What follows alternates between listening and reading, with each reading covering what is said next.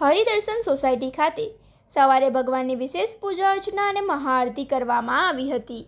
ત્યારબાદ ભરૂચ અંકલેશ્વરના ધારાસભ્ય અને રાજ્યના પૂર્વ મંત્રી ઈશ્વરસિંહ પટેલ, જિલ્લા ભાજપ પ્રમુખ પ્રકાશ મોદી, રામકુંડના મહંત ગંગાદાસજી બાપુ સહિતના સંતો અને અગ્રણીઓએ મંદિર પ્રાંગણમાં શાસ્ત્રોક્ત વિધિથી પહિદ વિધિ કરી હતી। સોનાની સાવરણીથી રથનો માર્ગ સાફ કરી આરતી ઉતાર્યા બાદ મહાનુભાવોએ રથ ખેંચીને યાત્રાને પ્રસ્થાન કરાવી હતી। જય જગન્નાથના ગગનભેદી જયઘોષ, ભજન મંડળીઓ, કીર્તનકારો અને બેન્ડ વાજાના સૂરો સાથે રથયાત્રા ભવ્ય રીતે આગળ વધી હતી। આ રથયાત્રા દીવા રોડ, જલારામ મંદિર, બિરસા મુંડા સર્કલ, ભરૂચી નાકા થઈને મુખ્ય માર્ગો પરથી પસાર થઈ હતી।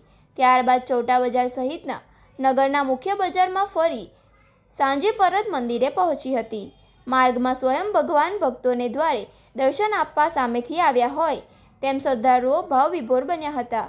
રથયાત્રા જ્યારે શેરાડવાડ આઈસ ફેક્ટરી પાસેથી પસાર થઈ ત્યારે મુસ્લિમ સમાજના અગ્રણીઓ અને બિરાદરો દ્વારા યાત્રાનું ઉષ્માભેર સ્વાગત કરાયું હતું।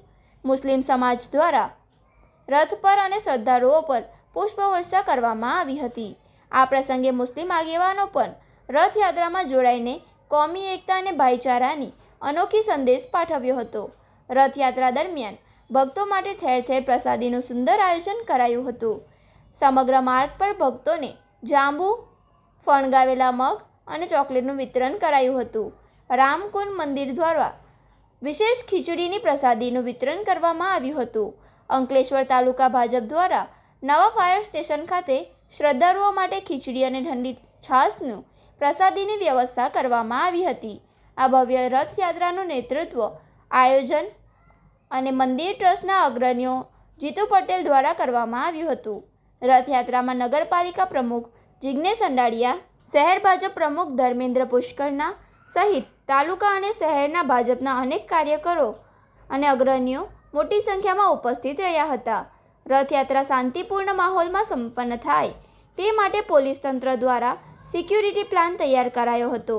ડીવાયએસપી ડૉક્ટર કુશેલ ઓઝાની સીધી રાહબરી હેઠળ 350થી વધુ પોલીસ અને સુરક્ષા જવાનો સમગ્ર રૂટ પર ખડેપગ રહ્યા હતા અને સુચારુ વ્યવસ્થા જાળવી યાત્રાને શાંતિપૂર્ણ રીતે પૂર્ણ કરાવી હતી। જગન્નાથ ભગવાનની આ મંદિરે 1853માં રજીસ્ટ્રેશન કરવામાં આવ્યું હતું। મંદિર જર્જરિત હતું, એને રિનોવેશન કરાવીને નવીનીકરણ કરવામાં આવ્યું।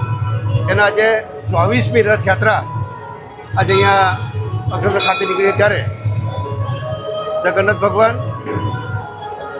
વીરભદ્ર અને સુભદ્રા આ ભાઈ બહેન દ્વારા સમગ્ર વિસ્તારની અંદર આ રથયાત્રા નીકળી સમગ્ર જીવ સૃષ્ટિનું કલ્યાણ થાય એ મારે ત્યારે જગન્નાથ ભગવાનને પ્રાર્થના કરીએ તમારા સમગ્ર જીવ સૃષ્ટિ નું કલ્યાણ થાય એવી વિનંતી, પ્રાર્થના।